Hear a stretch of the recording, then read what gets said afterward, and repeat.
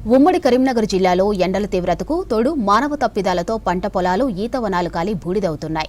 2 రోజుల వ్యవధిలోనే 10కి పైగా భారీ అగ్ని ప్రమాదాలు జరగడంతో కోట్లాది రూపాయల ఆస్తి నష్టం జరిగింది. వరకోతలు పూర్తయ్యాక రైతులు నిర్లక్ష్యంగా వరి కొయ్యలకు పెడుతున్న నిప్పు చివరికి అన్నదాతల ధాన్యప్రాసులను గీత కార్మికుల జీవనాధారమైన ఈత తాటి వనాలను బూడిద చేస్తుంది. జిల్లాలో చెలరేగుతున్న ఈ కారుచిచ్చుల ధారణ పరిస్థితి ఎలా ఉందో చూద్దాం.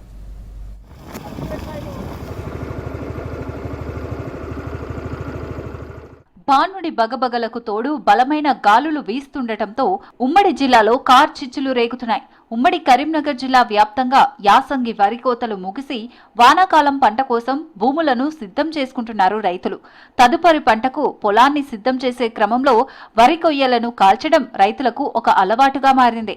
కానీ ప్రస్తుత వేసవి తీవ్రత, మధ్యాహ్నం వేళల్లో వీచే బలమైన ఈదురు గాలుల వల్ల ఈ మంటలు క్షణాల్లోనే దావనంలా విస్తరిస్తున్నాయి.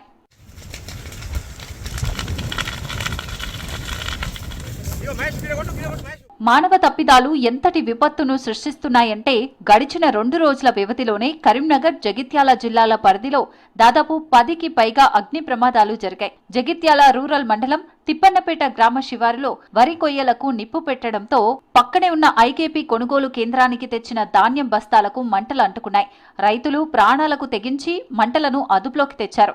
దీంతో కొనుగోలు చేసిన ధాన్యాన్ని వెంటనే రైస్ మిల్లులకు తరలించాలని డిమాండ్ చేస్తూ రైతులు ధాన్యం బస్తాలతో రోడ్డుపై బైఠాయించి రాస్తారోకో నిర్వహించారు. అటు కోరుట్ల పట్టణ శివారులో కూడా వరి కొయ్యలు కాలుస్తుండటంతో ప్రమాదవశాత్తు భారీగా మంటలు ఎగిసిపడి వేలాది ఈత చెట్లు ఉన్న వనం కాలి బూడిదైంది. మెటపల్లి మండలం మెట్ల చిట్టాపూర్ గ్రామ శివారులో మంటల్లో దాదాపు 2000కు పైగా ఈత చెట్లు అగ్నికి ఆహుతయ్యాయి.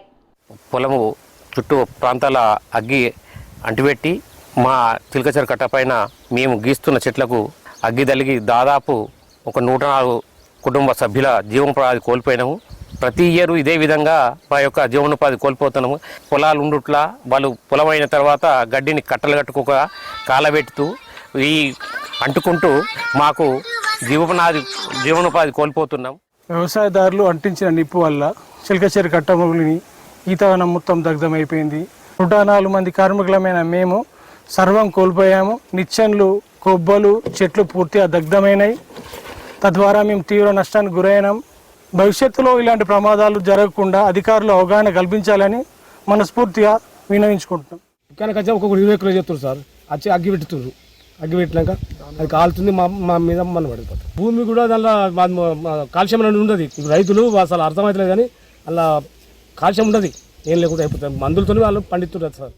కరీంనగర్ జిల్లా తిమ్మాపూర్ మండలం మన్నెంపల్లి గ్రామ శివారులో ఉదయాన్నే చెలరేగిన మంటల్లో వరికట్టలు, ఒక పవర్ టిల్లర్, మక్క పంట, వ్యవసాయ పైపులు పూర్తిగా దగ్ధమయ్యాయి. అలాగే గన్నేరువరం మండలం మైలారంలో విద్యుత్ వైర్లు ఒకదానికొకటి తగలడంతో మంటలు చెలరేగి సుమారు 200 ఎకరాలలో వరి కొయ్యలతో పాటు బద్దం రాజేందర్ రెడ్డికి చెందిన 300 వరిగడ్డి కట్టలు బూడిదయ్యాయి. ఇలా రోజూ అగ్ని ప్రమాదాలు లక్షల రూపాయల నష్టాన్ని కలిగిస్తున్నాయి.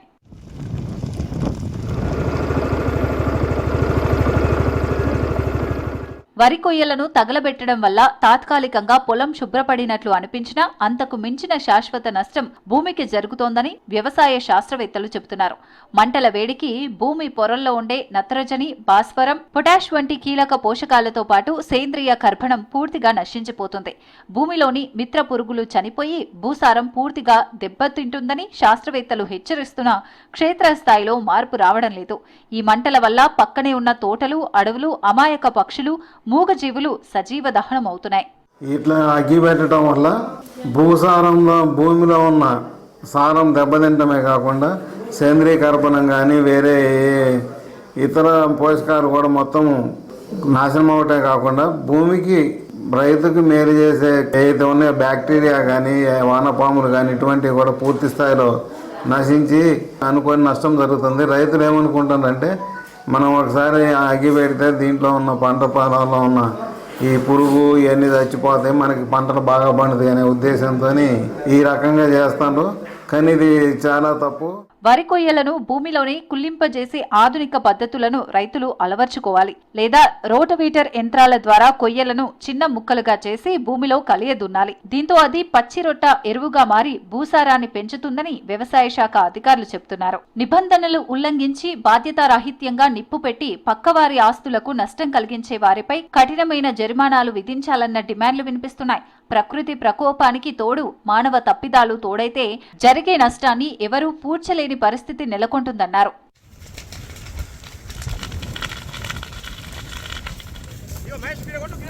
రాబోయే రోజుల్లో ఎండలు మరింత ముదిరే అవకాశం ఉన్నందున రైతాంగం తక్షణమే అప్రమత్తం కావాల్సిన పరిస్థితి నెలకొంది.